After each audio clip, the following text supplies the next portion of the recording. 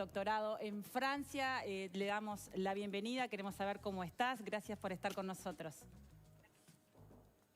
Hola, buenos días. Un saludo para todos por ahí. Marina, qué gusto que estés aquí. Contanos primero, antes que nada, cómo estás, cómo te sentís, cómo estás viviendo estos momentos. Bueno, yo en lo personal me encuentro muy bien.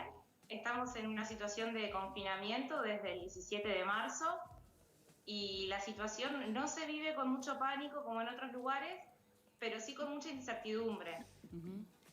El gobierno acaba de decidir de que la cuarentena se extienda hasta el 15 de abril.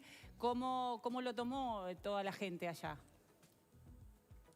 Sí, la verdad es que se esperaba la extensión de la cuarentena, sin duda no iba a terminar mañana.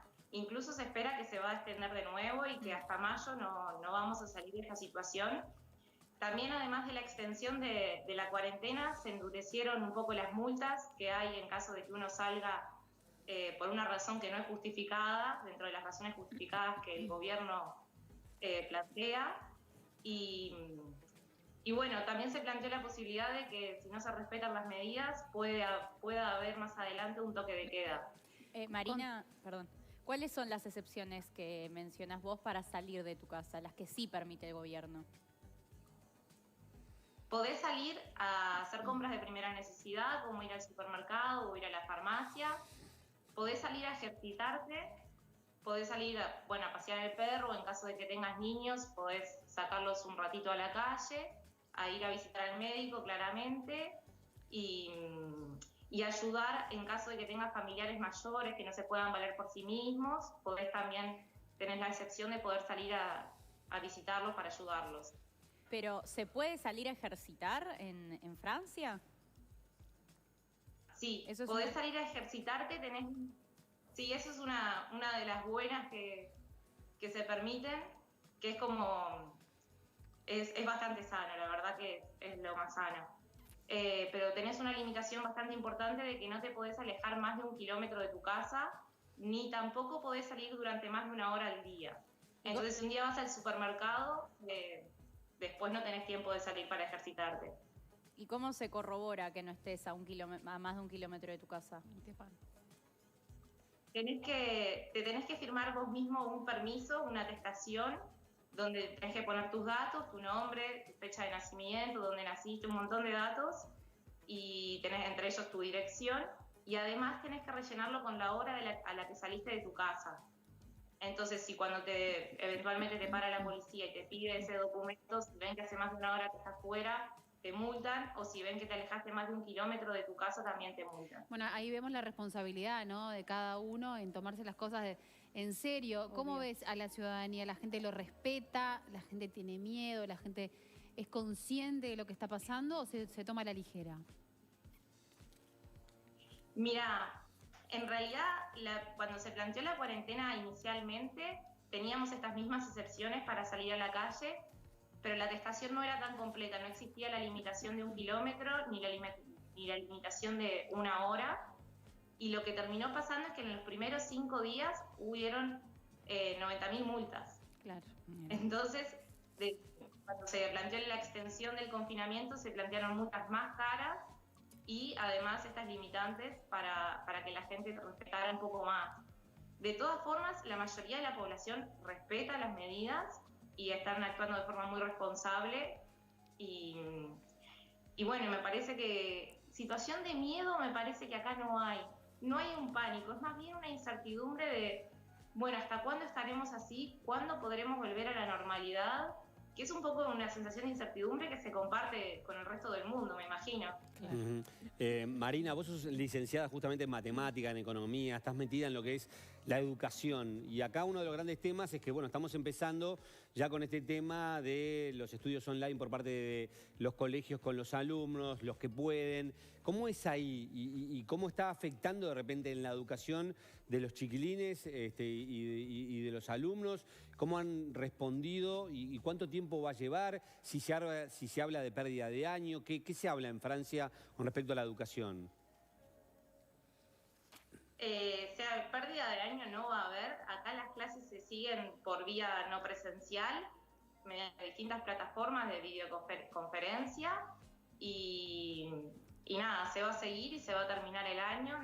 No creo que vayan a volver a clase. Lo que sí, no de van a volver a alguna clase. forma, y yo creo que es muy difícil. Hasta marzo seguramente, hasta mayo vamos a seguir en confinamiento y después va a haber todo un proceso para volver a la vida cotidiana que había antes, que también va a llevar meses. Claro. Marina, tú, siguiendo la línea de la pregunta de Fede, trabajás con una empresa que ahora, porque vos trabajás en la matemática aplicada, ¿tiene que ver con el estudio ahora con el coronavirus? No, personalmente yo trabajo en matemática aplicada, sí, trabajo en una universidad de acá, estoy haciendo mi doctorado en esa universidad y en mi mismo instituto se armó un grupo de estudio para analizar distintos modelos de crecimiento en el contexto del coronavirus y poder dar predicciones del número de casos que puedan servir para la planificación de las distintas medidas.